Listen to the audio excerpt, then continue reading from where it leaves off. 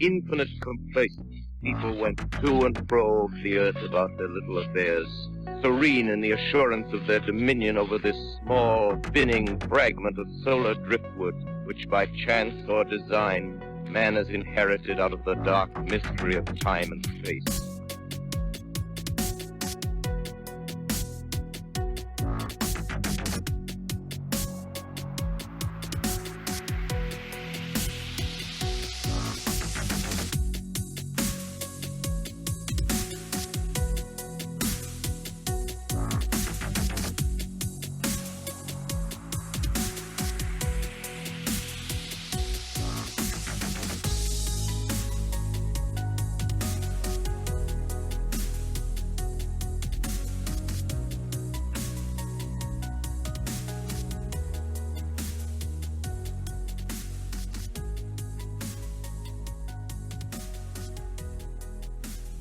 Thank you for reaching out. It's a pleasure to have you on. And you are you and your husband both are fine art photographers. You've been published in Vogue, and you're also an actress. I was creeping around your IMDb page, and we'll get into a little bit more of the Lumberjack Man, but you have suffered a lot of broken bones, Amanda. It's ridiculous. Yeah, I was a gymnast, an elite level gymnast for many years. And you will acquire quite a few broken bones through that. So. One of your lumbars, I read, huh? Yeah, so I fractured my L3 vertebra on the uneven bars when I was 9 years old. I flew off the uneven bars and landed on my chest with my feet, I would call it scorpion style, like over my head, and cracked my L3 vertebra. The problem was I was only 9, so nobody took me seriously when I said my back was hurting. So I actually didn't get medical treatment for that until over a year. Wow. After. Well, okay, yeah, and if anybody wants to look you up, it's Amanda Moon Ray. And as I said, you're an actress as well, and you've been in movies. You were in a film called Lumberjack Man with Michael Madsen. Love him, by the way. He's amazing. Anytime, like, Quentin Tarantino uses him all the time, I'm like, yes, Michael's in here. So Lumberjack Man is like a horror slasher comedy film. And, okay, so what you just said about how you broke your back, essentially, and you scorpioned, well, that's kind of the on-screen death that they gave you in Lumberjack Man. It was pretty horrific. Not funny. Yeah, so I'm really good friends with the director and the producer of Lumberjack Man.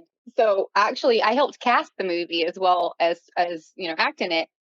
And while we were casting the movie, we were just joking about things that had happened in my past, and I was telling Josh and Bill, the director and producer of the movie, about my break. And I'm actually a contortionist as well. Like, I still to this day, like, even after having broken my back and several other bones, I can still do all kind of crazy twists, as you can see in the movie. And so I'm like, it'd be fun. We should like twist me into a pretzel and do all this crazy stuff. Originally I was only supposed to get hit by an axe or something like super, normal. But they're like, no. Like, let's have you twist into a pretzel. And like, I don't know, maybe this demon lumberjack, man can eat a pancake off of you or something after he murders you. So it was a lot of good fun.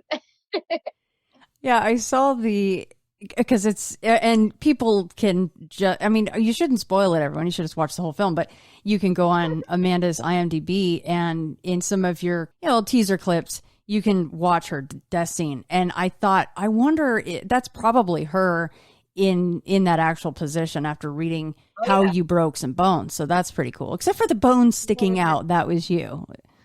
Yeah, everything except the bones. Yeah, that the bone sticking out of my thighs was CGI. But yeah all the positions and the legs and the feet and all that. Yeah, that was just me fooling around with Brandon, who was in the mask, as Lumberjack Man. And poor thing, he thought he was hurting me the whole time. But I'm like, no, it's fine. I bend.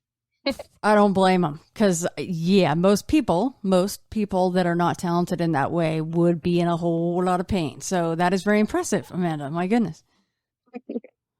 Full disclosure, I've not seen that film, but it looked like a lot of fun to make anyway.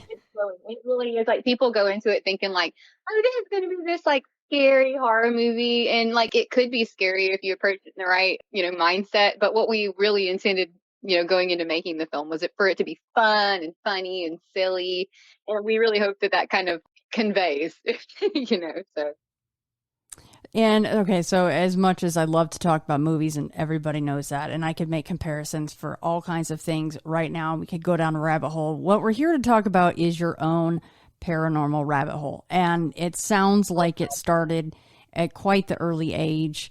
And as far as locations and things, you can just give the states if you want. That's totally up to you. And what we may do, that you brought up a really good idea because you do have a lot of experiences, and some of maybe especially these a totally different subject, but we're going to be probably doing a second interview with you for UFOs, and maybe bring your husband on or whoever else you think could contribute to that chat, or anyone else to back up any stories that felt like coming on, of course, are welcome. But in this first part, I would like to go in succession, if that's okay with you. And I mean, it sounds like, especially in the home, in this haunted house that you grew up in, there was a lot of activity. So again, you can share what state it is or not. It's totally up to you. But around what year was this? And let's get into the background of that and where this all started for you. yeah, so sure. So I was born in 1989, and so my dad and my mom first bought. We had a ranch style house, and it was in Florence, Mississippi. I'm like totally cool with people knowing where it was, and to most people, if they Googled me, they'd be able to find out like where I grew up, anyways. And it's funny because recently there was that documentary that came out about, it was like the house in between. I think the guys from Ghost Hunters, like Steve Gonzalez and them, had gone to a house in Florence, which is the same exact town. It was like probably a mile from my house. And I'm thinking the whole time, like, what in the heck? Is this for real? Like, did they go to the right house? Oh my gosh. Like, my house was so crazy. So, my parents bought my house when I was probably about 1.5, 2 years old. I was still like in a crib, I mean, I was very, very little. And I would say this house was built in the 40s, if not previous to that. Like it had glass doorknobs, like if you've ever been in those old ranch style houses where the doorknobs are like made of glass. And we had a wood burning stove, and everything was like the really thin wooden floors that creaked if you even breathed on them wrong. It was a creepy old house just in and of itself.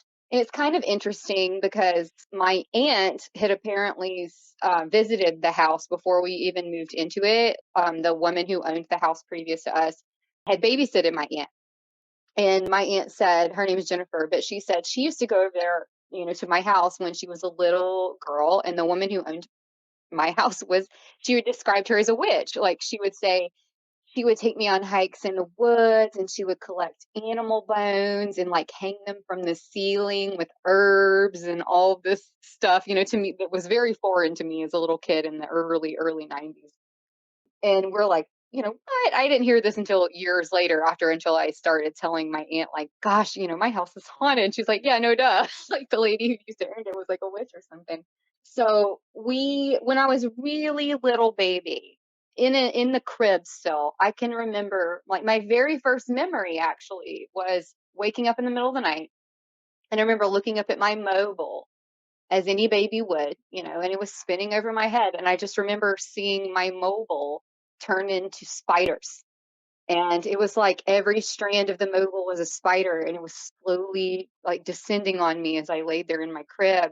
And I started screaming, as any baby would. And I remember my mom and my dad like rushing into my room and like checking on me. And I didn't even have like the gift of language yet. Like all I could do was scream and be afraid, but I couldn't articulate to them what was really going on, which made it even worse. I just remember being like, oh, like just screaming and being afraid. Like there was these spiders, but I couldn't tell them what was happening.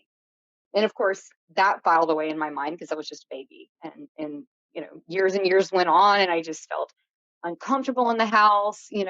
As I would lay in my bed at night, I went from my crib I eventually moved into a room that was next door to the nursery, into my own bedroom. And I could just hear like scratches on the walls, like all through the night. I would lay there and I would think to myself, like, is this like a squirrel that like got into the wall or something? Like it just literally sounded like scratching and scratching and scratching, but it happened every single night through every single season, and it didn't make any sense. And I wrote it off, like I said, like as rodents or something. But then I would hear footsteps, that would go through our hall, and we had a, wooden floor, and you could make out footsteps so clearly. I mean, you could just hear the cadence of the footsteps. And it got to where I could tell the difference between any family member's footsteps. Like if my dad was walking, I knew that was my dad's footsteps. If my mom was walking, I knew that was her footsteps. Everybody walks at a certain pace. But the footsteps I would hear at night didn't match the cadence of anyone else's footsteps. They were slow. They were like trotting and just different. They were odd. And it just kept me up at night. And even, being a 2 or 3 year old little toddler, I just felt petrified. Like I couldn't walk to my bed by myself. I was just scared all of the time. I can remember seeing like lights out of the corners of my eyes, and movement. You'd see these little movements out of the corner of your eyes, and look, like you could try and look and see if something was there, but there'd be nothing. It's just like, what am I seeing? What is this movement? And it was just incredibly irritating. And I tell my parents, I'm comfortable. I'm having nightmares. I was having just horrible nightmares. I mean, just beyond description, that would just go on night after night after night. And this went on, for so long. And I eventually, as I got to be like 4 or 5 years old, I started having friends that would like come and stay the night. And this was incredibly validating to me, because my friends would have experiences. And then it's like, oh my God, it isn't just me. Like, you saw something, or you heard something or felt something, and that was wonderful. And I remember my friend, her name was Jessica Bird, and we were so close. I mean, so close. And she was probably about 5 years old. We had met in kindergarten, and she had come over for a summer party, and we were having fun. We were having a sleepover, and she went to the bathroom, and she came out ashen and just upset and crying. And I'm like, what's going on?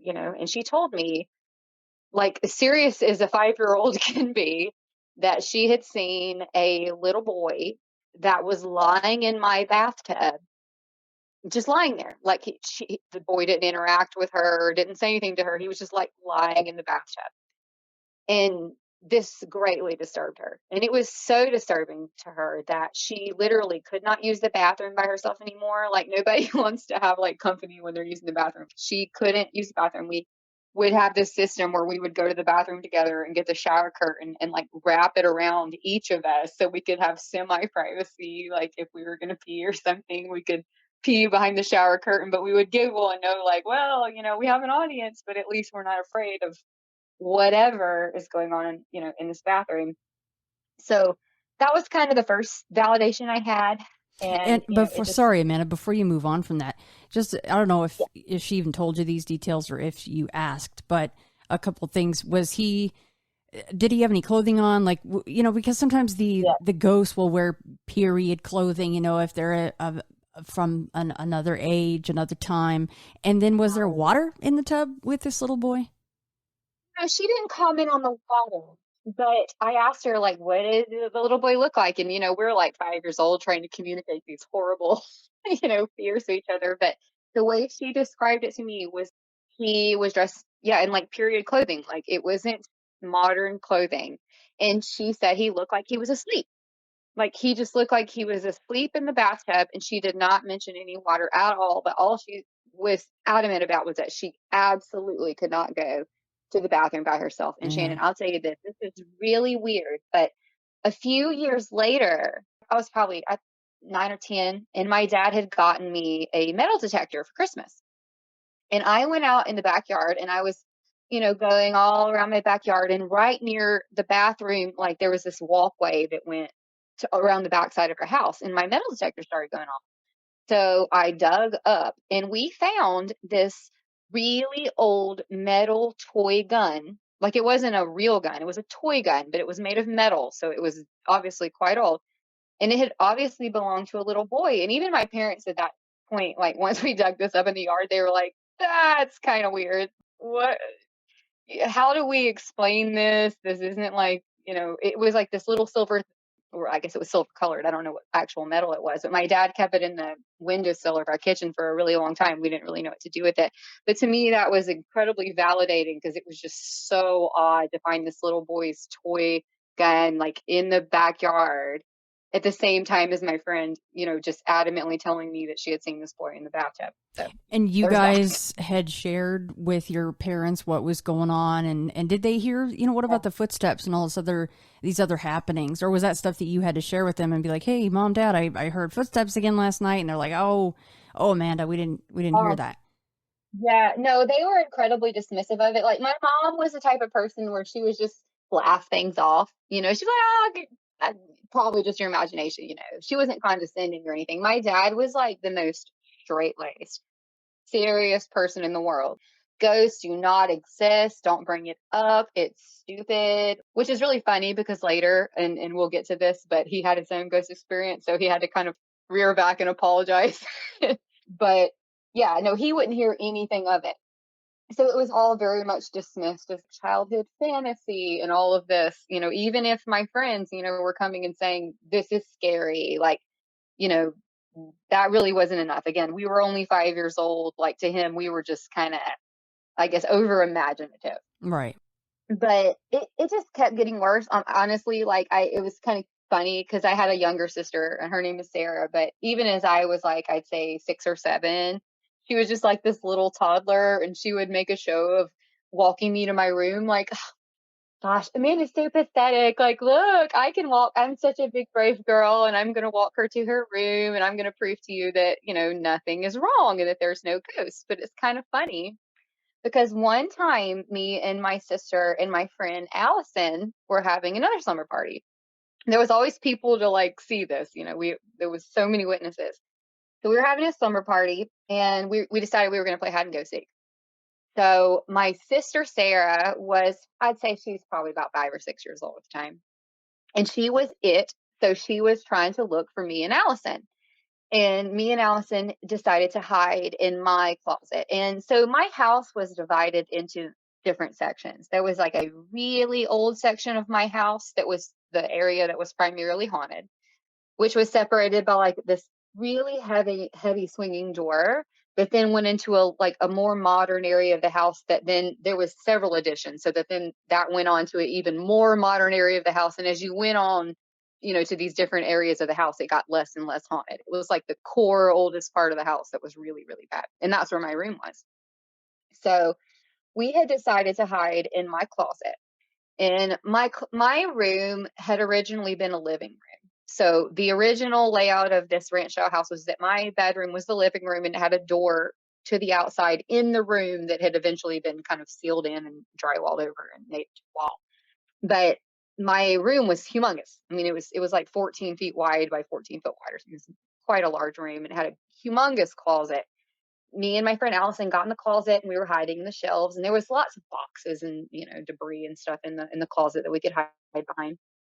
So I think Allison got at the very highest shelf. These were huge shelves that children could easily fit in, and she was easily hidden behind everything, and I was on the middle shelf. There was a third shelf below me, and I was hid securely behind this great big cardboard box. And I can remember my sister Sarah like peeking her eyes into the closet, and she looks up, and you can tell she sees somebody. She kind of smiles. She looks at Allison like, Kasha, I think she even said like, I see you. And she looks down, and she looks near me. And this is what really bothered me. She looked near me, but it was almost like she was looking over my shoulder, and she made eye contact with something. And I watched my little sister's face go from like pure glee. I'm playing hide and go seek, and this is so much fun, and I found you, like that smile that a little kid would have. It went from pure glee to like utter horror. Just that the shift in her face was so dramatic that it scared me. Like I didn't even understand what she was seeing. All I knew was that my sister was terrified, and she ran. And I had never seen Sarah like that ever. She was the brave one. She was the one that was like, I'm going to welcome me into her room. Like, this is all made up, like she was so brave. And to see her run like that, like really disturbed me. So me and Allison got out of the closet, and we ran outside after Sarah, and Sarah was set on this rocking chair that we had on our front porch. She was clearly disturbed. And we're like, Sarah, oh my God, like, what's going on? What did you see? Why are you so upset? And she was adamant that she saw me, but it wasn't me. And I was arguing with her, like thinking, no, no, no, Sarah, you saw me. I mean, I saw you. You must have just seen me and, you got scared or something. I mean, I don't know. It was dark. And she's like, no, no, Amanda, you don't understand. Like, I saw you too, but there was another you, and it was like behind you. And it was mean, and it was terrible, and it was looking at me like it wanted me to die. And me and Al, we were so disturbed. I mean, we were like, what do we even say? We can't comfort her. She was only like 5 or 6 years old. All I know is that we were all so upset that we literally sat on that rocking chair until my parents came home, because we weren't even close to going inside. I mean, we were scared this thing was going to get us, but oh my gosh, that really bothered me. Just Sarah having been so stoic and brave before, and seeing that change in her. I mean, it really did show to me that it wasn't just something that me or Jessica or anybody else, had imagined, that now even Sarah was seeing something. So, Oh, that's one way yeah, for hide and seek to get ruined really quickly. right. Yeah. And even to make that more kind of crazy and validating, several years later, I had a Polaroid camera, and it was one of those, it wasn't like a regular Polaroid camera, like with the big pictures. This is one of these little like iZod Polaroid cameras with the tiny little strip that comes out of the side, that was only big for like 2 years in the 90s. I was in my room, the same room, several years later, and my stepdad, Andy, had said, hey, it's Friday, like, let's go out to rent a movie. And I was in a great mood. So I was like, yeah, that sounds great. Let me just get ready. And it was sunny outside, and I had my little Polaroid iZod camera. And I remember standing in my room in the hallway, and I always thought my hallway was like particularly scary and haunted. Like, there was just something about this hallway that really bothered me. And to make matters worse, I never had a door on my bedroom, because it, like I was saying earlier, it was originally a living room. So there, there was never really a door on the bedroom until much later that the door was added. So it was just this kind of empty opening to this long hallway. And so I was standing there, and I lifted up my little Polaroid camera, and I smiled, and I had like stickers on my face, and my hair was pulled back, and the light was pouring in. I took a picture of myself. And when I got the Polaroid out just seconds later, it literally terrified me, because I'm looking at this picture and I'm like, okay, here I am. It's pitch black in this picture. I'm not smiling like I'm supposed to be. There's no stickers on my face like there's supposed to be. What happened? Like, what transpired in me snapping this Polaroid picture, this instantaneous, Polaroid picture, to me pulling out of the camera, and it literally looked exactly like me as a 10 or 11-year-old kid, but none of the context was there. And to me, that almost validated what happened with my sister Sarah. Like, it was a version of me. It was still exactly me, but it was different. It had malice, or it was dark or negative in some way. And to get that on camera was like, I don't know, it was disturbing. I just remember just dropping the picture and screaming, like, I couldn't tell anybody. I didn't think anybody would believe me. All I knew was that it just bothered me so much, and it kind of all the dots connected when I thought of Sarah and the story, like, when we were playing hide and seek all those years ago. So yeah, it's crazy. Yeah, it's definitely physically, literally dark, the picture, but your look is very dark in this snap. And what's cool about this, everybody, and of course you've heard me ask this a million times, Amanda, but you have sent me several things through Google Drive already. I appreciate that. Are these different things shareable that you've shared with me? Oh, yes, yes. Feel free to share anything I've shared with you. I mean, I literally don't even care. Like, I don't even care if people think like this is wild or crazy or whatever. I'm like, I just want people to know that this kind of thing happens. It happens. And I almost want to humanize it, like, it's, when I grew up, like, my dad didn't believe me until as much later. It was like super traumatic to have these experiences and have no one believe you or validate you at all, except for if they experience something, themselves. And to me, I'm like, sure, if it can help anybody cope with what's going on in their own lives, I want to share these things, honestly. Well, I appreciate that. Yeah, I will. I'll put that in the show notes for everybody. And yeah, but a huge high five to you because, we're talking about a while ago, years ago, and you have hung on to it, or at least have the picture of the picture, whatever it is, a scan. So a high five to you. And yeah, I will be putting that in the show notes for everybody. That's an interesting story tied to something that you actually still have though. So very cool. Awesome. Yeah. Yeah. To me, it's like those two things aren't much on their own, but when, the two stories are intertwined and it's like, here's the photo to prove like what my sister said, 5 years earlier, like that's obviously a lot more. But moving on. So one of the big things that happened to my house, and I would say this was quite a big thing. Like everybody kind of knew, all my friends knew. I had a lot of friends growing up and they would come over and people would joke like, Amanda's house is creepy. Like, it was just this kind of running joke, but nobody really took it seriously until they experienced something for themselves. So I had a couple of friends.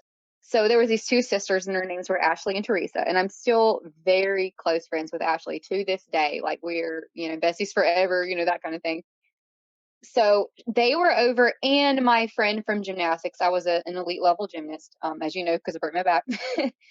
My friend Samantha was also staying the night with me on this particular night.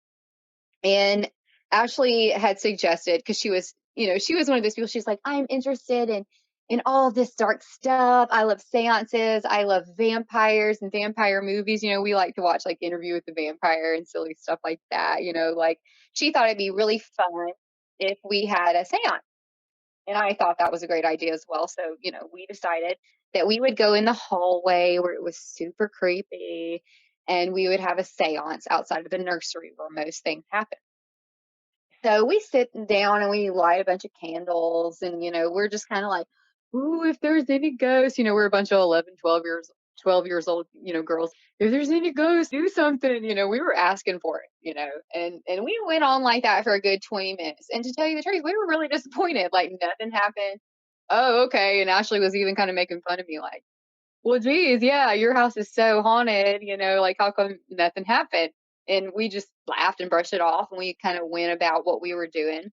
And I truly don't even remember what we did between point A and point B, but all I remember is that later on that day, we were all sitting in my bed. And at this point, my stepdad, Andy, had decided that since I didn't have a door on my bedroom, it being an old living room and everything, that he wanted to give me some privacy and he was going to put on a door.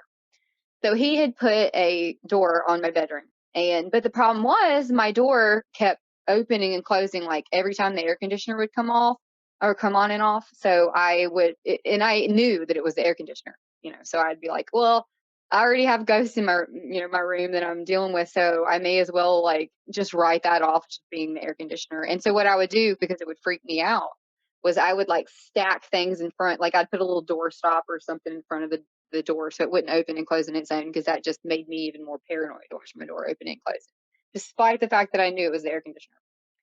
So we're sitting there and my door kept opening and closing on its own. And I said, oh, that's just the air conditioner. It's nothing. So I got a big chair. I dragged it and I put it in front of the chair. And it still kept opening and closing. Like it would push the door open despite the fact that the chair was there. So I'm like, well, maybe the air conditioner is really strong today. So I got a bunch of books, and these were like in the 90s, these Guinness Book of World Record books. They were really popular. There was big, heavy books, and my mom always got them for me at Christmas. So I had a huge stack of these Guinness Book of World Records, like heavy books. So I'd get them, and I even put those on top of the chair, so that it would be like a stack on top of the chair to even create more weight. Put that against the door. Door was still opening. It wasn't. It was still sliding open and it was still disturbing us. And so we're thinking, this is just weird. This doesn't seem like an air draft. This doesn't seem normal. So I also had this, it was a Sailor Moon scroll. I'm like obsessed with Sailor Moon. I love like vintage manga and all. I have this vintage Sailor Moon scroll, it's like a cloth scroll that when you, I guess, wind it up, it's plastic on the edges. So it's kind of like a long stick. And I rolled it up and I got my Sailor Moon scroll and I wedged it. I put it against the door and then I put it down on the floor like a heavy wedge. And I even showed my friends. I showed Ashley and Teresa and Samantha. I was like, look, see, you can't even open the door. And I was even pulling on the door to show that that wedge and the chair and the books and all that was so wedged that even if I pulled it as hard as I could, you could not budge this door open. There was no way to budge the door. So we were all confident in that, and we sat down and we were doing whatever, young preteens do, giggling and laughing about boys or something. And oh, Shannon, it was horrible. I mean, I tell you, all of a sudden, my friend Ashley, she went from just laughing and, she was just talking about her boyfriend or something, and all of a sudden, she just went white. Like her face just turned as white as a ghost. And she just looked at me and she said, I'm going to be sick and throw up. And we didn't know, we had no idea what was going on. I'm like, oh my God, are you okay? And she was like, I don't know. And she just started vomiting. Like she was white as a ghost and she just started vomiting. And the instant that this happened, we heard these footsteps go down our hall and it was like, boom, boom, boom, boom, boom, boom, boom, like heavy footsteps, like someone was running down the hall. And just as this happened, she starts vomiting. My door flies open. I mean, flies with the force of like, if there was a 200-pound man and he was a football player and with all of the strength he had, he kicked the door open. I mean, the books, the scroll, everything goes flying across the room. Stuff like literally slammed against the opposite wall, like over where my dresser was. It was horrible. I mean, and this all happens so fast where we hear these footsteps and then everything goes flying. Me and Ashley's sister Teresa and my friend Samantha, we literally screamed and we left poor Ashley there. Like we just ran. Poor Ashley, like she's just there like puking and Lord knows what's going on with her. But we ran and we ran. And I don't remember leaving the house. All I remember was being outside and I remember jumping. We had this like barbed wire fence that separated our yard from this huge cow field that was next to us. We jumped the barbed wire fence. We ran a full mile, like past the cow field, like to the point that we had no breath left and we couldn't even run anymore.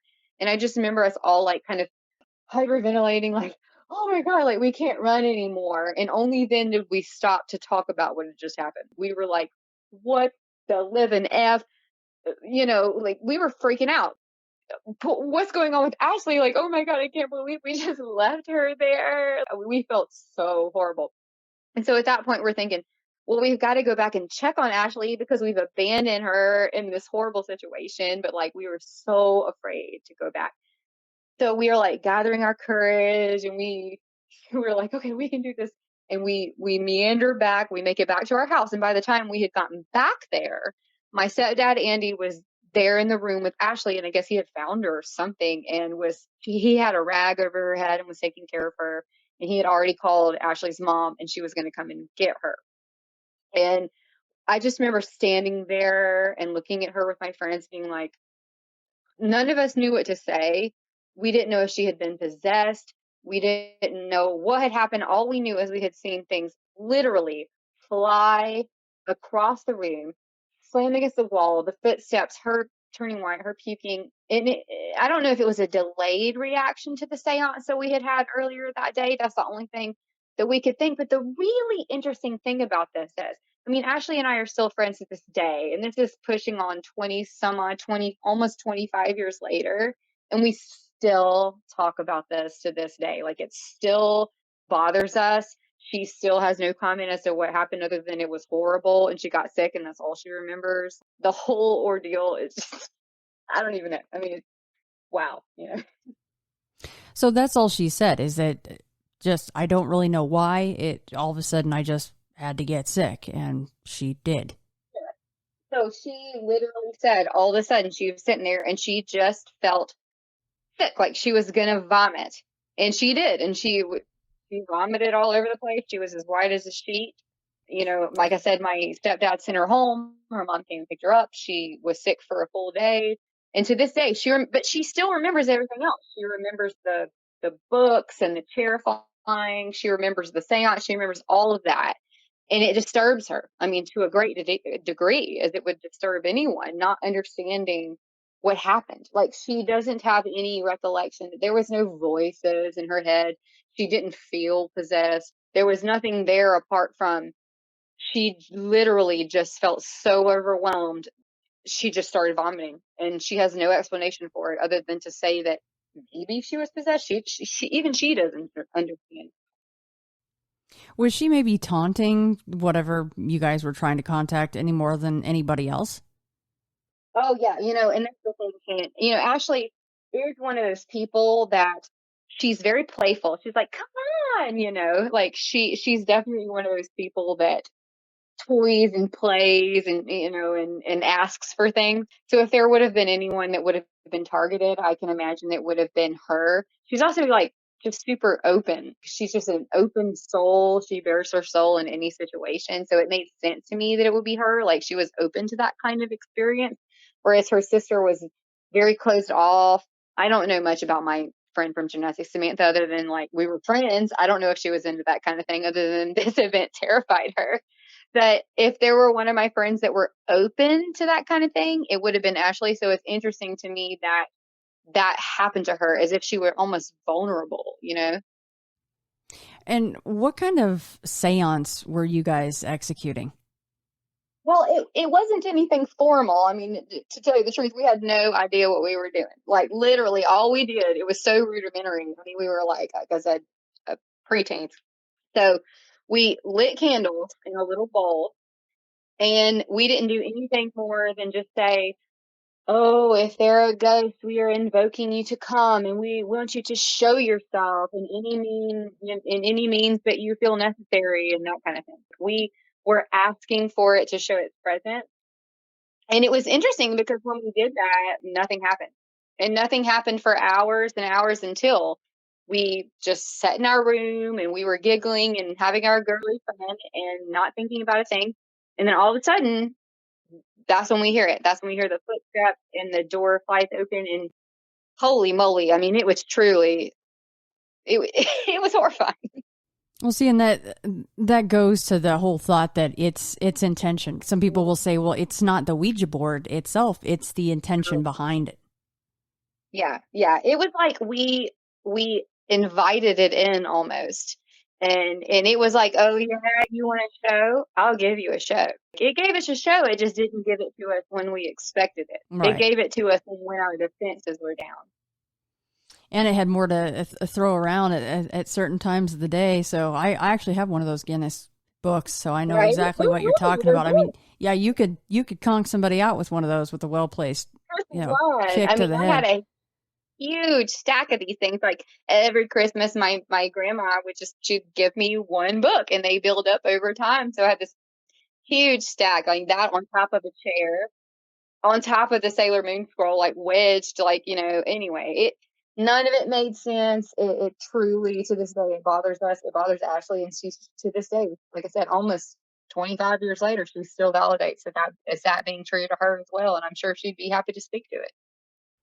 Yeah, not that she'd probably really maybe want to remember, but I do wonder if she went under some kind of a hypnosis, if she would Yeah, remember more.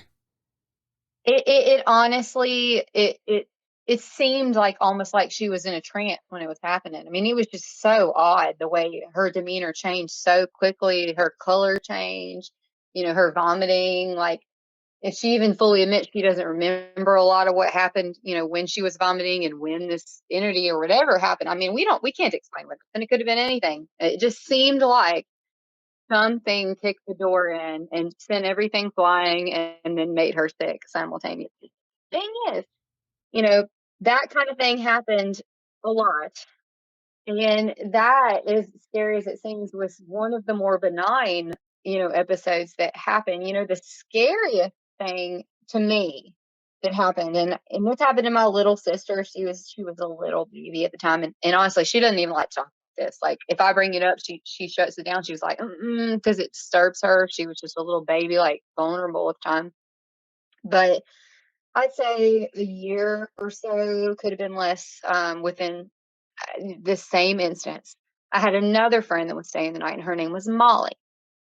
And this is around the time that The Wedding Singer came out, and I love that movie. I love Adam Sandler. I love 90s comedies. Like, I love that movie. And just to preface this story by how much I love this movie, so that when it was on TV, I was so kind of enraptured in it that I was so distracted. And this kind of sets the scene for why it's so odd.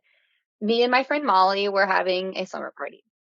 And my mother, who had just had my youngest sister, her name is Bethany. My mom got a job at this like fitness plex that was down the road, and my mom was an aerobics instructor, and she would work a lot. So I would babysit my sister, while my mom worked. So my mom was at work, and it was literally the only people in the house were my infant sister, Bethany. I mean, she was probably, I don't remember what age she was, just to say that it was that age when a baby can't sit up. Oh, they can sit up on their own, but they can't stand. Like they have to hold things to pull themselves up. It's like the only way they can stand is to like hold the side of the crib or something, like pull themselves up. She was at that age. So I would guess it was like, I don't know, 6 or 7 months old or something. So it was her, me, and my friend Molly who was staying the night. And my sister was getting fussy, and this was the middle of the day on a Saturday. And we said, well, obviously she needs to take a bath. I mean, take a nap. So we took Bethany to her crib in the nursery, and we tucked her in. But the thing was, when I put her in her crib, I saw that there was this mobile mat that was in the crib that had been left in there. And this thing was like, if you picture like a toddler laying on the floor, and there's these little mats that you can lay out, and then these little arches come up with these little mobiles that kind of dangle from the arches, and it's foldable, like a cloth foldable mobile mat. And that was in her bed. And I mean, you can't leave things like that in an infant's bed. You're not even supposed to leave like blankets and pillows in an infant's bed because they could suffocate them. So I clearly remember seeing that mobile mat, and I remember getting it and thinking, that's not safe. I folded it. I took it across the room. On the other side of the room was this baby changing table that was up against the wall. I folded this mobile mat, and I tucked it behind the baby changing table on the other side of the room. Tucked Bethany in, she was fine. She went to sleep and turned the light off. And me and my friend Molly went to the living room, and we turned on the wedding singer. And we were having a jolly time, just loving it, watching the wedding singer. It's a comedy. So, we were enjoying ourselves, very absorbed in it. And about halfway through the movie, all of a sudden, we heard Bethany scream. And I mean, babies scream. I mean, everybody knows babies scream, but this was different. The sound of like a child that you take care of. You knew the sound of their screams. This sounded blood curdling. This sounded terrifying. It was different than any scream I had heard Bethany ever emit. And at the moment she made this scream, she screamed. It was like, ah, she wailed horrible. And the moment she ended this scream, we heard these footsteps. And I say footsteps lightly because this was pounding. This was the loudest, heaviest footsteps I've ever heard in my house. It went from Bethany's room all the way in the back hallway. We heard these footsteps like, bow, bow, bow, bow, bow. The heaviest, most resounding, ridiculous footsteps I've ever heard in my life, running full speed from her room all the way through my hallway. But the weird thing was, the moment it entered the living room, which was kind of entering into the more modern area of the house, it just stopped. It was as if the footsteps were at full speed through the old area of the house, through the hallway. But then when it entered the living room where we were, it just stopped. There was no way a person, like a human being, could stop running mid-stride like that and just cease the sound. And it wasn't just sound, like it was like actually shaking the vases and stuff. Everything was shaking with these footsteps. Like all the vases, all the furniture and everything was vibrating, shaking. And me and my friend Molly, like, we jumped up so quick. All we could think was like, you don't go to ghosts. Like that's never a thought in your mind. Like what we thought is someone's trying to kidnap Bethany. Like you just go to what's natural and what's logical. Like we thought there was an intruder and someone was trying to hurt my baby sister. So we ran as fast as we could back to Bethany's room. And the weird thing was her light was on. And I'm like, okay. So immediately when I got to her room, I kind of froze outside of her room. Okay, like who turned her light on? Because I turned it off. Like me and Molly both saw that we turned it off when we tucked her in, as anybody would when they're tucking in a baby. You turn the light off. It was on. You could hear her screaming, through the door. So I mustered my courage and I pushed open Bethany's door, and I looked at her and I saw Bethany standing in her crib, and over her head was draped the same mobile mat that I had just removed. That just 2 hours I had taken it and I had put it on the opposite end of her room, behind the baby changing table, folded up. This thing had managed its way back all the way across the room into her bed and was literally draped completely over her hip. And you couldn't even see Bethany. Like, it was like she was suffocating. And I ran up to her screaming, and poor thing, and I ripped this mat off of her head, and she was so red and she was screaming, she was terrified, and she couldn't communicate with me because she was just like a little baby. And all I could think was, oh my God, I'm so glad you're okay. And I grabbed her, and me and Molly just ran her outside, and we sat on that same rocking chair that we had sat with Sarah when she had seen that weird doppelganger with me or whatever. And we tried to calm her down, but there was no calming me and Molly down. Like, we knew what we had experienced. It was horrible, and we knew that there was no one in the house. And we waited, and finally my mom came back from her, I guess her job at Fitnessplex, and there was no one there. I mean, my stepdad Andy had been working offshore, and when he worked offshore, he was gone for like 2 weeks at a time. He was gone in the Gulf of Mexico at an oil rig. Like, he was gone. He was not there.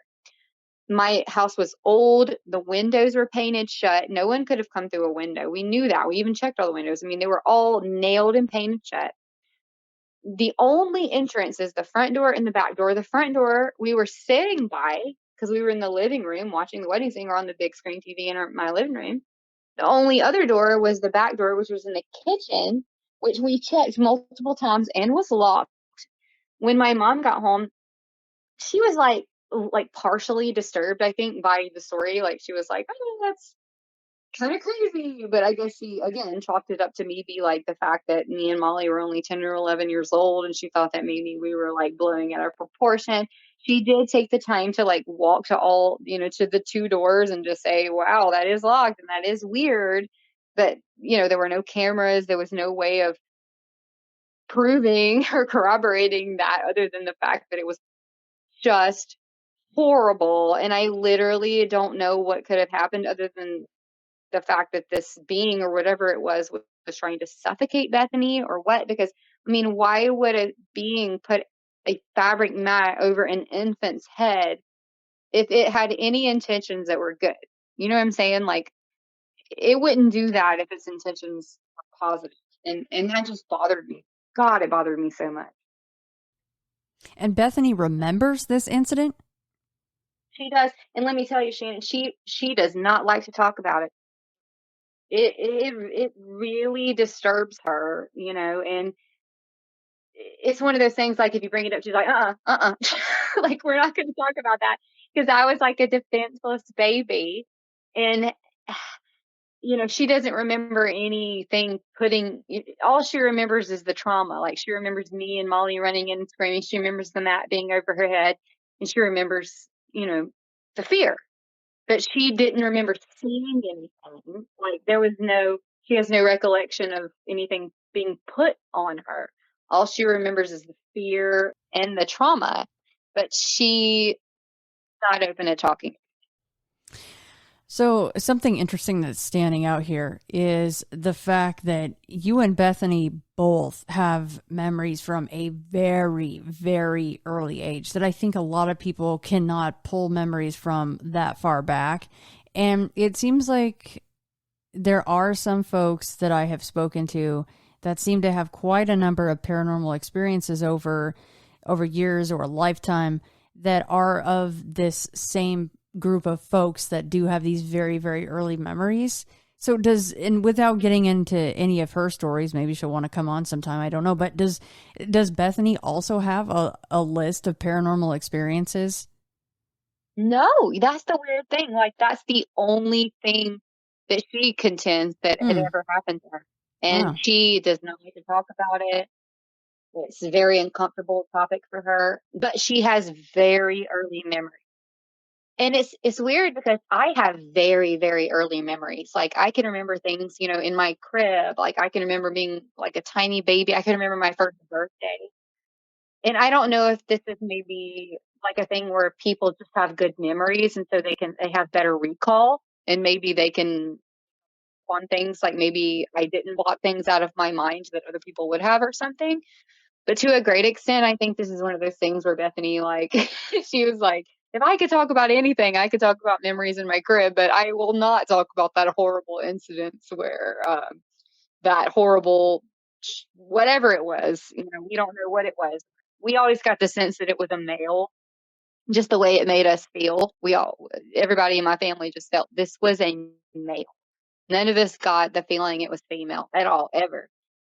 We thought it was a male, we thought it was negative, and we thought it was feeding off of fear in some way through our house. And she got the brunt of it, and we couldn't help but wonder why it would want to harm her. Because Bethany was the only one that ever attacked like that. That's actually pretty dark when you really do think about it, right? I mean, that's a Yeah, horrible experience. it's horrible. And she was just a baby. Like, she was just an innocent little baby. And you feel so helpless. Like, I know me and Molly, we felt so helpless because we're supposed to be taking care of my sister, and she's just this innocent little baby, and we were kids even, we were only 10 or 11. We're like, well, well, we failed. Like, this thing that we couldn't even control attacked her, and we don't even know how to explain it. It just we felt so helpless after that. I mean, it was just awful. And honestly, we actually moved out of our house shortly thereafter. And I'm not sure if that was like my parents, listening to us finally, but let me tell you, even when we moved into our new house, we were still having horrible experiences. So it followed us, whatever it was. Now, when your dad finally saw something, was it in this next house that you say you moved into, or was it in Yeah. that previous one? No, it was in the next house. And this is so funny, Shannon. Like, this was like the most validating moment for me. Like, you have those moments in your life where like this was an important moment. Like, this was a validating, amazing moment. Well, all through my childhood, all the stories that me and Sarah and Bethany ever told Daddy, he was like, sure, whatever, you're just making it up. Like, he dismissed everything. I mean, it was just all hearsay. So this was the first time he ever mentioned this to us. I think me and Sarah were teenagers. I know it was Halloween, and we were going to like some sort of spooky house or something. And me and Sarah were telling Daddy all the different scary things that happened to us. And he stayed stoic through the whole thing. He was like, mm-hmm. And we got quiet, and he was like, well, I think I need to tell you something, and I've always held this story back, and this happened in a way I feel like I need to apologize to you girls, because it's like y'all have told me these things that have happened to you, and this happened afterwards, and I don't really know what to think.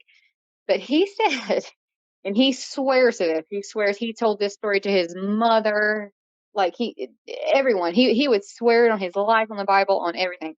My dad is the most serious person you ever meet. He swears. We moved. So when we moved out of the ranch home in Florence, we moved into my dad's great aunt's house. So my great aunts were in a nursing home. One of them had died, and the other, my great aunt Gertrude's sister, Helen, was like now in a nursing home, and their house was just empty. So we decided it would be a good opportunity for us to, move in and be near family, because the house was very between my dad's mother and his aunt. We moved in. Come to find out that my dad had one of the most terrifying paranormal experiences that I've ever heard of in that house. So, me and my sisters were, we got scared a lot because of scary things would happen to us, and sometimes we'd crawl into my parents' bed. Well, my dad said that one night we had just moved into his Aunt Gertrude and Helen's house. His bedroom was their bedroom. It was the master bedroom. And he was still in their furniture. I mean, he hadn't moved anything out. He was sleeping in my Aunt Gertrude and Helen's bed. It was their dresser, their furniture, everything was theirs. He was just sleeping in the bed. He said he was just sleeping, and in the middle of the night, he was awoken to the feeling of someone crawling in the bed. And he just, said, "Oh, that's probably Amanda or Sarah calling into bed with me. They do that all the time, and he totally brushed it off. But he thought it was weird because whatever the thing was that crawled into the bed, it just kind of stayed at the foot of the bed. Like if it would have been me or Sarah, we would have crawled up, closer to him and gotten actually under the covers and, completed our quest into the bed. But that didn't happen. Whatever this thing was, just kind of stayed there at the foot of the bed. And that bothered him. So he wanted to open his eyes and see what was going on. Like, did we just go to sleep at the foot of the bed? What was happening? So he said he kind of leaned up and he looked, and there at the foot of the bed sat his Aunt Gertrude. Only problem was his Aunt Gertrude had been dead for 10 years. So he's having like a metaphysical crisis. Like he's like, oh, maybe I'm dreaming, for heaven's sakes, there sits Aunt Gertrude at the foot of my bed. And he said, hello. And Aunt Gertrude just looked at him, and Daddy said she literally just turned her head like really slowly, like just looked over at him and made eye contact with him. And when she did, she saw him and she just lunged at him. And she took my dad by the neck and she got both of her hands around his neck and started like strangling him, like squeezing his neck, like trying to squeeze life out of him. And my dad started screaming and he said he grabbed her wrist. He said, Amanda, her wrists were as solid as a human being, like a living person. Like you could grab her wrists, and I grabbed him and I said, Gertrude, it's me. It's Barry. Like he was trying to say, like, it's just me. It's your nephew. It's Barry. And he said when he did that Gertrude, it was almost like she had this look of knowing, like, oh, or something, like, oh, okay. And she let go and she kind of took several steps back and she sat back down at the foot of the bed. And I was like, well, Daddy, what did she do? Did she disappear? What happened? And he said she literally, it was like pixel by pixel, she just kind of went out. It was like like this little one pixel by one pixel, very quickly though. Like it didn't take a long time. Very quickly, she just pixelated out of the scene and there was nothing. And he swears, I mean, upwards, downwards, forwards, and backwards, that this was real. He was not sleeping, and this was such a huge moment for us, like me and my sister and the rest of my family, really, like to hear him tell this story, because he had been so unbending and so stoic all these years and denying anything we had ever said was true. And when he said this, he was like, I am sorry. Like it was like an apology to, from him to us, saying like, this is real and I am sorry and this happened. And he was so disturbed by it that he told everyone in his family. He told his mom, he told his aunt, like he told everyone in his family that this happened, because it was so horrible. And the funny thing is, everyone was like, yeah, that sounds like Gertrude. Yeah, she probably would have strangled a strange random guy that was sleeping in her sister's bed. That sounds about right. But yeah, it's still terrifying. Oh, Gertrude, she was not having that, man. She's like, get the hell out of this house right now. That I was picturing that as you were telling it, and that whole slow head turn thing is super creepy. Yeah, it's just horrible. And I mean, I guess I've tried to put myself there, like in her position and in my dad's position. Like you try to figure these things out. And all I could think was, if I was Gertrude, she had been dead for a decade, and her sister Helen was still living. Like Helen was still living, but she was living in a nursing home. And I'm thinking, did Gertrude realize that Helen had moved out? Like, was she coming to check on Helen? And then she comes into Helen's room and there is laying this man sleeping in Helen's bed or something. And she's thinking, who is this person? Like, she hasn't seen my dad in a really long time. Maybe she didn't think of my dad as an older man, laying in her sister's bed. Like, that may have been bewildering to her, but it was just interesting the way my dad told the story. Like, the moment he conveyed to Gertrude who he was, she let go. Like, it was like, she was like, oh, okay, I'm sorry. Like, that's you, Barry, or something. Like, and she did step back and she did let go, and everyone seemed to sign off on that. Like, yeah, okay. Like, as much as I don't believe in ghosts, I can imagine that was her personality. Gertrude would have definitely come after somebody if they thought her sister was in jeopardy. So, yeah, yikes. Yeah, big yikes. So I don't know what state Helen was in this nursing home, but did anybody ask her if she had ever seen Gertrude in the home? Oh, yeah. No, she was completely, it was like dementia. Like, she didn't know what was going on. It was Okay. kind of sad because actually, like, within a few weeks of that, Helen decided she didn't want to live anymore. So she just stopped eating. Like, she just Oh. decided to stop eating, and she eventually just starved to death to die. And we supported that because she was so old and she was so miserable. But she left that house to us, and it was sweet. But we, at that point, we were like, oh my God, like, what do we do now? Because we knew, that house was haunted. But it's interesting because my dad, mine and my sister's bedrooms were in the attic because my dad had converted the attic into a living space. We never felt anything. Not a single thing ever happens in our rooms at all. It was only in my dad's room, which was Helen and Gertrude's room, and in the bathroom that conjoined to that, which I had, a couple of baths, and I had, even before my dad said anything about Helen and Gertrude, I had felt like uncomfortable.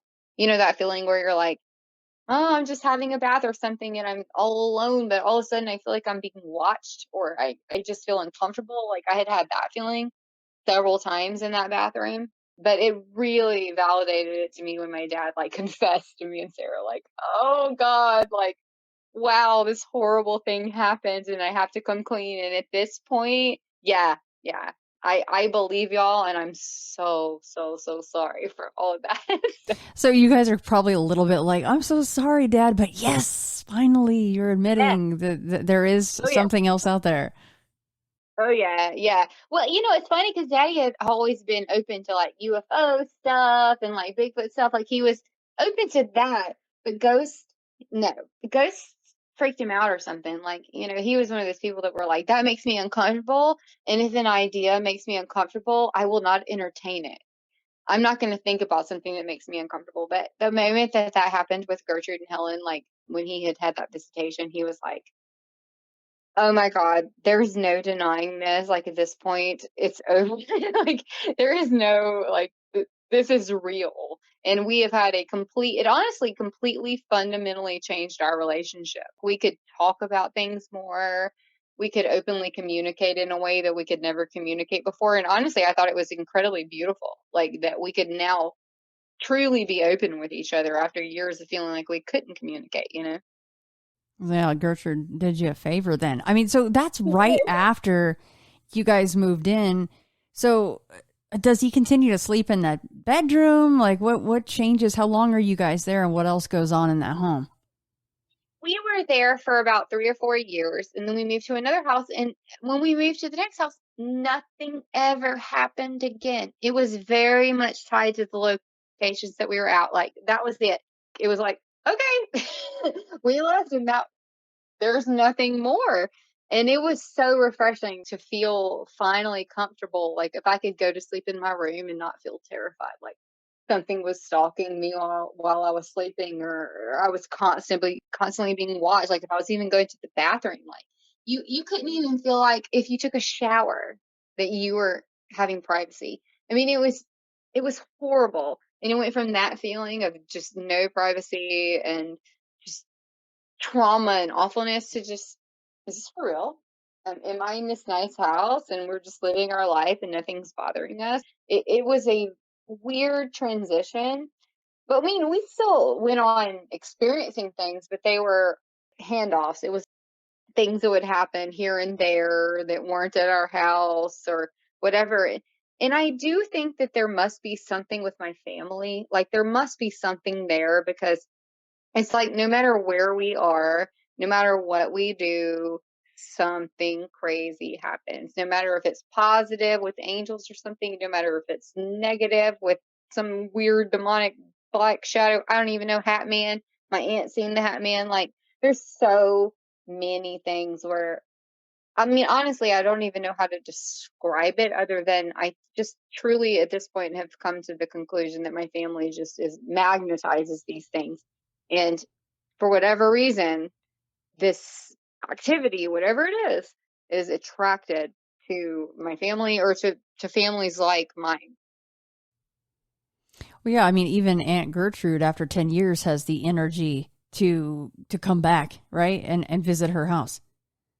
Yeah. It's like, what the heck? I mean, to this day, I can't understand it. And like for her to have it's not just like she was like wispy nothingness. Like my dad contended that her arms were as solid as a human being, like that was trying to strangle you. He could not breathe. He was scared for his life. Like he could hold her hand, like hold her wrist when he was trying to wrench himself free. Like he could hold her wrist like as solid as you could hold anybody's wrist. And that was the most disturbing thing to him. How are you so solid? What is going on? Like I don't know. I don't think any of us understand it, honestly. Yeah, I mean, that sounds like a lot of energy. I always go back to that part of the movie Ghost, when he's trying to learn just to push the damn penny or whatever it is in the subway. The other ghost Right. is like, you just need to focus, and you can move this little tiny thing and then it gets bigger. So, and also extremely interesting that she ended up blinking out pixel by pixel. You said it was very quickly, but pixel by pixel, essentially. That's interesting. That was interesting too, because you have to keep in mind when my dad told me this, I'm trying to think what year it was, but I would wager to say it was probably 2001, 2002 when he related this story to me. And I'm thinking, good Lord, this is the first thing I've never heard of a story like this. I've never heard of anyone describe a ghost encounter with pixels like ever before. I mean, to me, even pixels were a new idea at that time. Like, my phone has 12 megapixels or some ridiculous, pitiful thing, you know. And he's sitting here trying to describe to me that his aunt was a megapixel and that she disappeared that way. Like, to me and my sister, we were like, what in the hell? Like, try to wrap our little preteen minds around this. I literally don't even understand how to describe it other than it terrified us, but that it was so incredibly validating to finally have our dad be like, yep, yep, you know what? If you ever come at me with a ghost story again, I will look at it from a different lens and I am sorry. And all of this is crazy. And, and now I think you may have been for real, Your and that was beautiful. your poor dad, though, what a hell of an inception into the world of Right. knowing that there's something else out there that's pretty bad. Yeah, it's really terrible. You mentioned angels really quickly. That word came out. Do you want to talk a little bit about your grandma and the angels? I would love to so much. Oh my gosh. Okay, so my mama is the sweetest lady that you'll ever meet in your entire life. Like she is all rainbows and sunshine and loveliness. And like she's my literal favorite person that ever lived in the whole wide world forever, and she knows. So she has told me so many stories that blow my mind, but there are a few that really stand out because it involves me as a baby. And I'm like, that's weird. So she had always told me that when I was a little baby, probably, oh, I don't know, one or two in the car seat, as little as you can be in a car seat, she was driving me from her house back to my home, which was on this road called Cleary Road. And that connects Richland, Mississippi to Florence, Mississippi. And it's kind of this like hilly country road with double yellow lines, like don't pass me, it's a big hill, that kind of thing.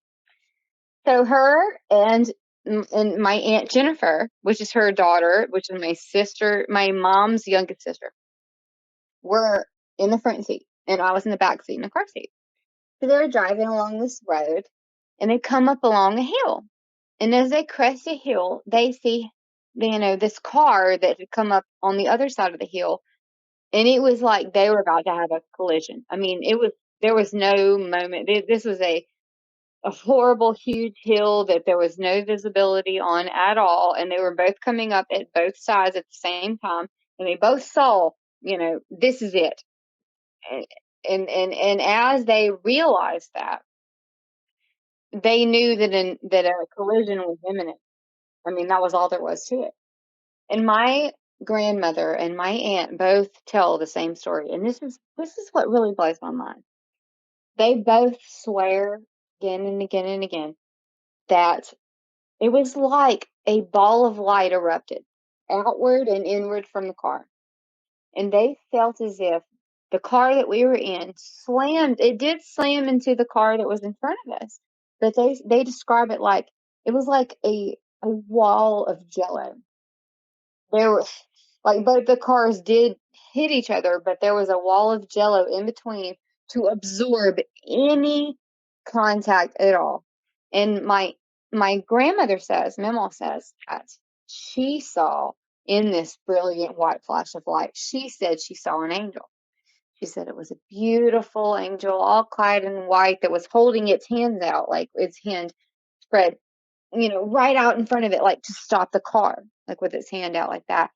Like, I'm going to stop you. And that what's interesting is that my aunt did not see that. She also saw a brilliant white flash of light, but she did not see an angel. She just said she saw a brilliant white flash of light, and then the car, as she says, ran into jello and did not impact the car in front of us.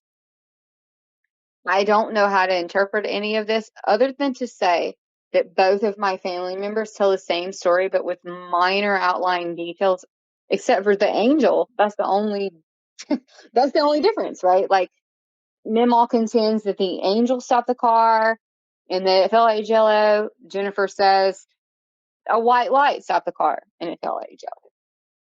All that I know is our car ran into another car head on over a hill at 60 miles an hour, and there was no impact, and it felt like jello, and nothing happened. Like, no car hit each other. And I asked my grandmother, I was like, well, I mean, what happened? I mean, obviously y'all were shocked. I mean, did you ask the people that were in the other car, like, were you like, what happened? What was your experience? And she said, we were so shocked. We didn't really say anything. We looked at each other. She said she looked at the other people. They all got out of their car. They all sort of looked at each other, like, all bewildered. Whoa, that was really weird. Like, we should have had this horrible crash and it didn't happen. And now we're just standing in the middle of the highway and there's nothing. But there was nothing other than that. I was like, what did you say? What happened, or what was your opinion or anything? And she said, no, like, everybody just sort of got into their car and they drove away, and it was just acknowledged that it was weird and that it didn't make sense, and that it was beyond anyone's commentations. There was nothing that anyone could say that could describe what had happened in that moment, because just, even the way my mom said it, like, it was like when everyone made eye contact after they got out of the car, it was like, it was clear that something miraculous had happened, and commenting on it seemed just silly, at that point. So yeah, it was kind of crazy. Yeah, what do you even say, right? So the people in the other car did in fact see the light, though? They did. Yeah, they said everyone contended there was a beautiful white light. The only difference was that my mama, she was the only one that said she saw an angel. Like, she was adamant. She said, I saw an angel, Amanda, and it was in the light. And what's funny is that I'm not even religious. I have no religious backgrounds. If anything, I would even call myself like pagan or something. Like, I'm not religious at all. But she contends to me that she saw an angel and that it was standing there with its hand out like a stop sign or something, like, stop, and that it stopped the car. And I just thought that was so interesting because of the way my aunt described it. It's exactly the same, except there was no angel. Like, it was almost as if you see a miraculous experience, you'll see it through your own lens. Like, it's like, Mm-hmm. if you're a Christian, you'll see it through that perspective. And my aunt, I mean, she's a Christian too, but she isn't as serious of a Christian as my mom is. So it was like, she just saw a white light. And I guess it's like, in my mind, I was interpreting it, well, if you see a miraculous event, maybe you just see it through your own lens. Like, if you were Hindu, maybe you would see Shiva there, or it, who knows? Like, I don't know. I mean, I can't conjecture like what people would see, but all I could think was maybe this was just a thing of, maybe you saw an angel because in your heart an angel stopped it, or maybe an angel really did. Like, I can't have no idea. All I know is that's what she saw, and that we did not die. And it's miraculous. I mean, it's amazing. I don't even know how to describe it. I love stories like that. All right, well, I'm sure you know I'm kind of excited about this next little bit of our chat, and we're going to be talking a little bit about Bigfoot in Weston, Mississippi, right? Yes. So, okay. I want to think it was Lincoln National Park. Don't quote me on that. All I know is that it was in Weston, Mississippi. Oh my gosh. So my husband loves to do frisbee golf, and I am not the biggest fan of frisbee golf, but I love to go hiking. So I hike with him when he goes frisbee golfing, and that's all good and fine. We have a wonderful time. So here we are in Western Mississippi. It was deep winter. It was freezing outside, and we're going through this frisbee golf course that wound through the woods. And for the first several, holes, it was nothing. He's throwing, I'm walking, nothing much for her. All of a sudden, oh gosh, Shana, it was so weird. It was like I literally had this overwhelming thought, like I'm being followed. Like I don't even know how to describe it. I've never had that feeling in my life. Someone is looking at me and I am being followed. I didn't know how to feel about that. I thought maybe someone was watching us through the woods, or maybe there was somebody coming up behind us. I didn't know what to think. All I knew was I didn't feel like we were alone, and I felt like we were being followed. So we just kind of keep on going. We go a couple more holes down this frisbee course, and this feeling persisted. And what's really weird is all of a sudden I had this flash in my mind. I saw this picture in my mind of a young Bigfoot. This sounds so crazy. I felt even stupid saying it, but it was just in my mind. I saw this young Bigfoot, like a teenager Bigfoot or something. And I was like, okay, I'm probably just imagining that because I'm in the woods and I'm in Mississippi, and who knows why I would be imagining that. But you try to write it off as something logical. So I filed that away. So Jason throws a couple more frisbees, and all of a sudden, I am literally at this point I can't take it anymore. I'm like, okay, this feeling is too tangible. All of a sudden, I look up in front of me, and I see in the path. This is an empty, cleared path. I just see this big, huge pink seashell just sitting there in the middle of the path. And I'm thinking, no, like, how does a pink seashell get into the middle of the woods in the middle of the winter in Mississippi, like in Weston? Like, I couldn't make sense of it. So I bent down and I picked up the seashell, and it stunk. Oh my God, it stunk. Like, I can't even describe to you how bad it stunk. Suffice to say, it took like 2 weeks dipped in vinegar and stuff to even get the stink out of how bad the seashell stunk. But anyhow, I thought it's weird. There's this seashell set out in the middle of the path, and it seemed like almost it was set there for me. If anybody had gone through that path, they would have seen it.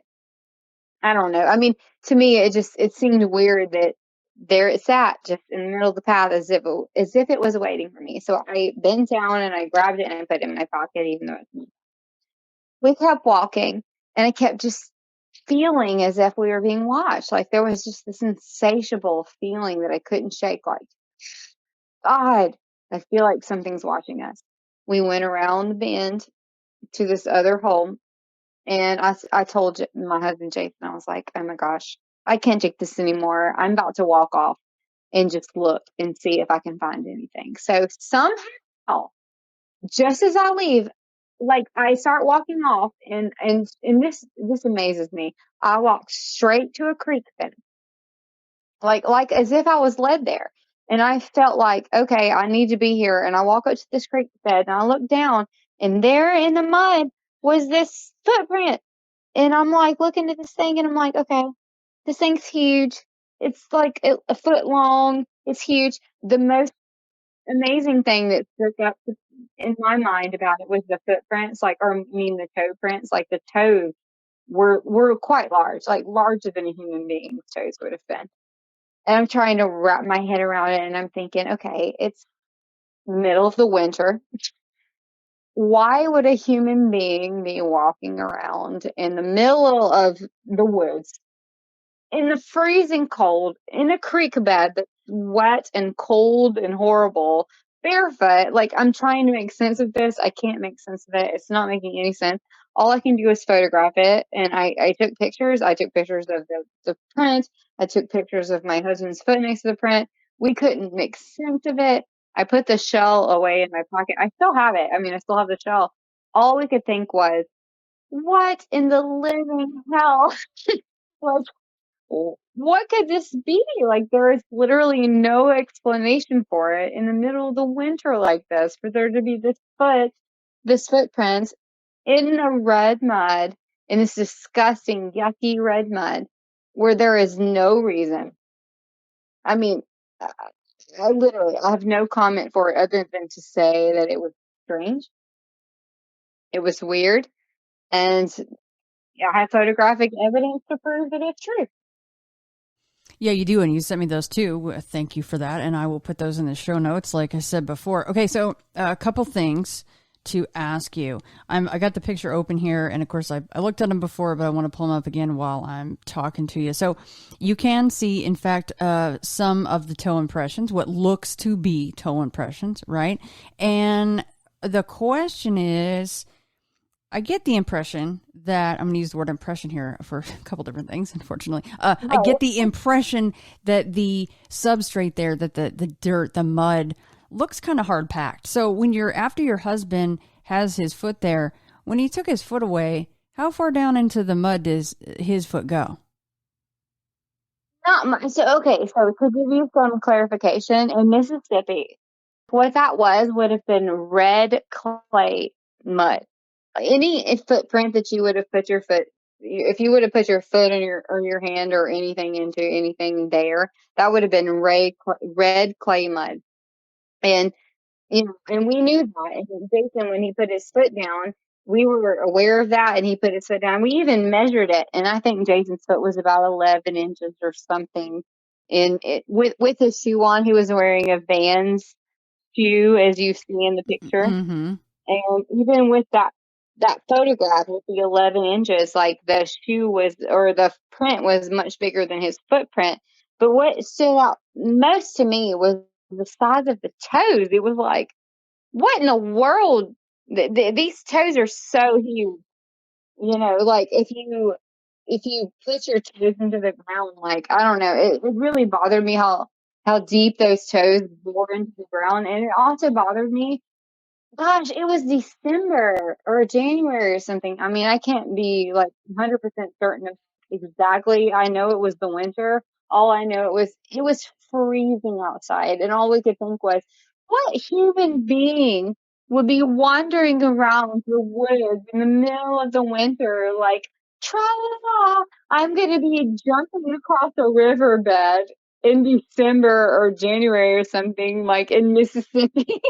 Like, I'm going to be just dancing across a riverbed and like leaving footprints. Like, I couldn't wrap my head around that. I was like, this can't be just a random person walking around. Do you know what I mean? So did his foot sink in at all in that area? Oh yeah. Yeah, he did. It did. Okay. Yeah, it was impressionable when he put his foot down. Okay. And okay, so also it is of interest that a young Bigfoot came to your mind, right? I mean, yeah. And again, you can go look at the show notes and thefrayradio.com and see this photo. When other prints have been found, they can be 18 inches or, upwards of that very easily, right? Which we would corroborate with something much larger. So it is of interest that you found kind of what essentially is a more quote unquote normal size track to us, which would then corroborate to possibly a juvenile or a teen, if you will, right? Yeah. And that was kind of amazing to me because in my mind, what I saw was a teenager Bigfoot, you know. Honestly, I saw that in my mind. And in the whole time I was like, this is crazy. Like, you're literally crazy, Amanda. Like, it's hard to take that thought in your mind and think like this is a normal thought. But all the while I'm trying to think about medicine and trying to think about data and science. And so we took that into like even looking at the footprints we saw. And when we measured them, I think they were like 11 or 12 inches long. They weren't very big. I mean, they were small compared to what you would think a footprint would be, like a big footprint would be. But we were thinking like, this is really amazing. This is the type of thing that you wouldn't see. And I thought maybe it was juvenile, maybe it was younger.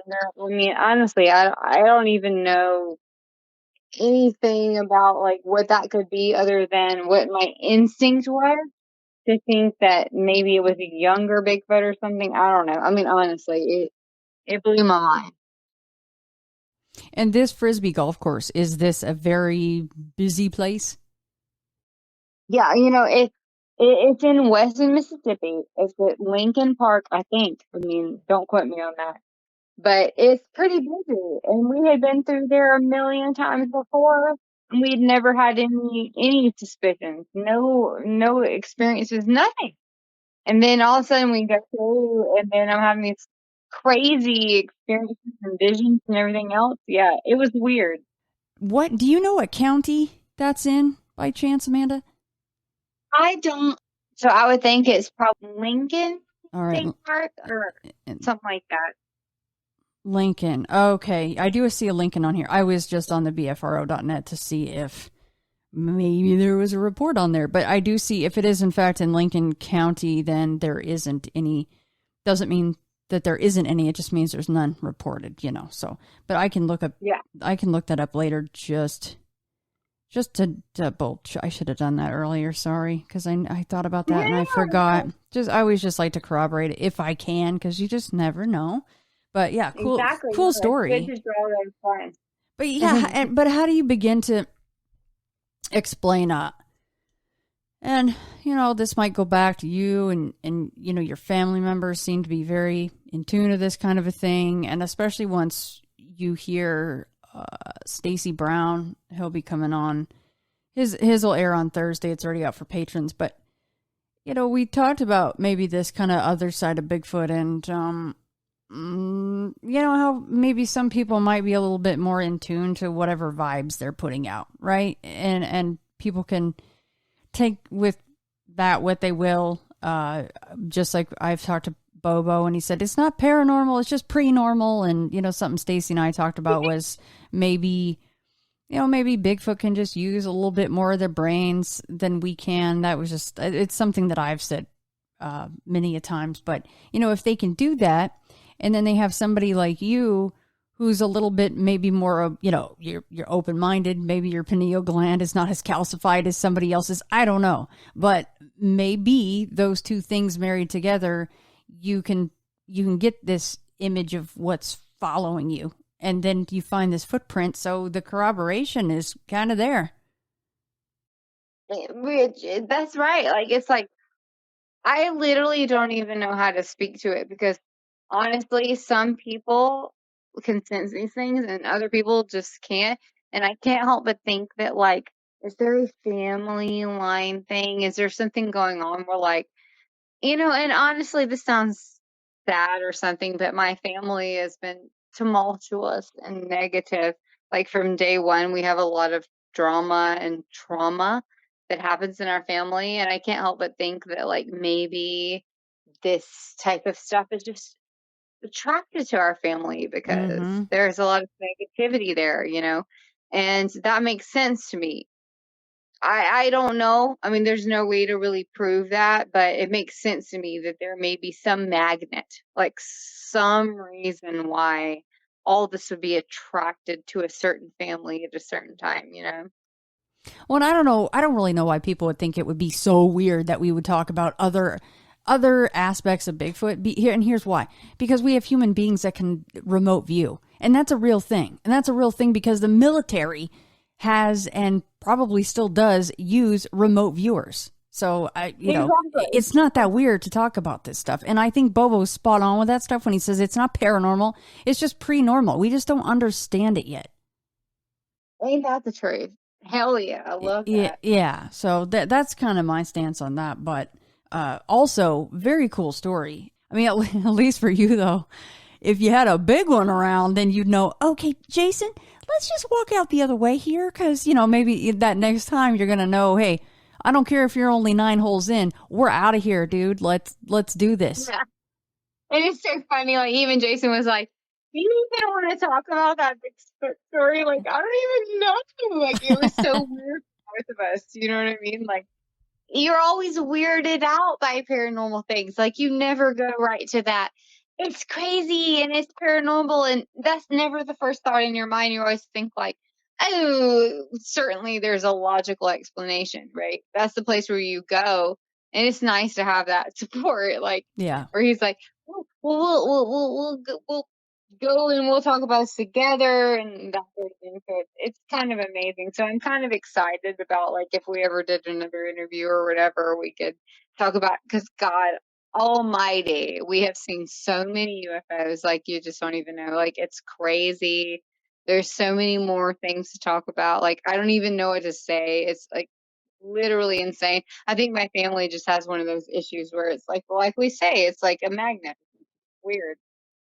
Well, Amanda, thank you so much. I knew it would be so fun to talk to you.